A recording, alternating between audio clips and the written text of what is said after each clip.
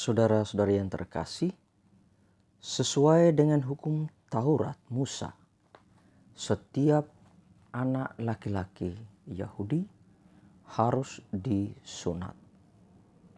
Sejak kapan sunat dijadikan sebagai sebuah tradisi oleh masyarakat Yahudi? Sunat dimulai ketika Allah memilih Abraham sebagai bapa bangsa. Dan pada saat itu, sunat dijadikan sebagai tanda perjanjian antara Allah dan Abraham, serta keturunannya yang kemudian dijadikan sebagai umat pilihannya.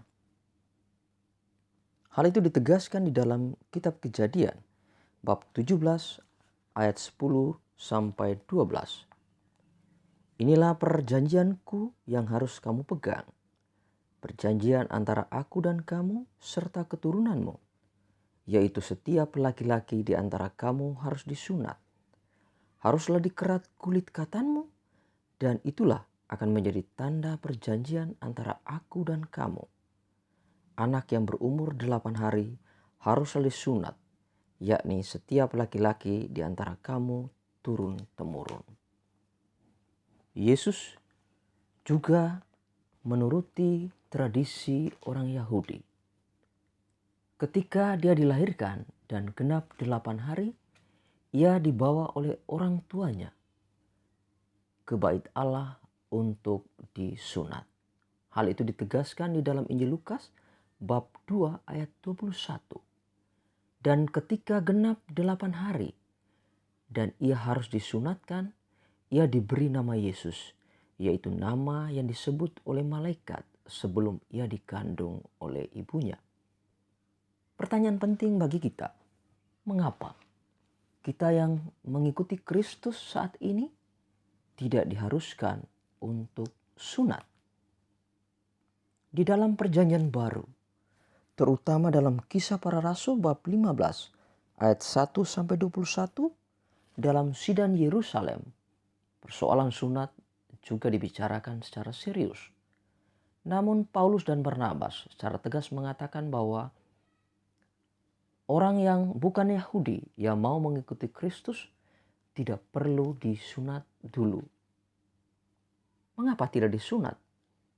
Jawaban sederhana adalah karena Yesus telah memperbarui tanda perjanjian itu dengan darahnya. Apa yang dikatakan oleh Yesus ini mengingatkan kita pada malam perjamuan terakhir. Ketika ia mengambil cawan, dia berkata, "Cawan ini adalah perjanjian baru oleh darahku yang ditumpahkan bagi kamu." Dan sabda Yesus ini menunjuk bukan hanya pada perjanjian saat itu, tetapi terutama pada peristiwa salib yang kemudian akan digenapi oleh kebangkitannya. Yesus disalibkan, tetapi di salib ia ditinggikan dan menyerahkan nyawanya untuk menebus dosa-dosa manusia. Dengan yang Yesus mendirikan kawanan baru yang memperbarui perjanjian lama seperti sabdanya, "Apabila aku ditinggikan dari bumi, aku akan menarik semua orang datang kepadaku." Dan di dalam perjanjian baru, kita tidak perlu disunat lagi, tetapi melalui persekutuan kita dengan kematian dan kebangkitan Kristus. Dan di sini dilambangkan dengan pembaptisan. Lewat pembaptisan, setiap orang Kristen dibersihkan dari dosa dan memperoleh kelahiran baru di dalam Roh Kudus. Kita juga diciptakan secara baru dan diangkat menjadi anak Allah, mengambil bagian dalam kodrat ilahi dan menjadi anggota Kristus serta menjadi ahli waris bersama Dia. Pembaptisan menggabungkan kita ke dalam gereja. Pembaptisan itulah yang diperintahkan oleh Yesus kepada para rasul. "Kepadaku telah diberikan segala kuasa di surga dan di bumi.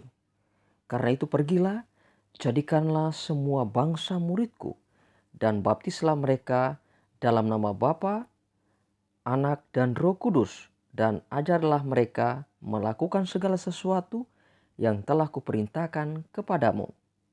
Dengan demikian sunat tak perlu lagi.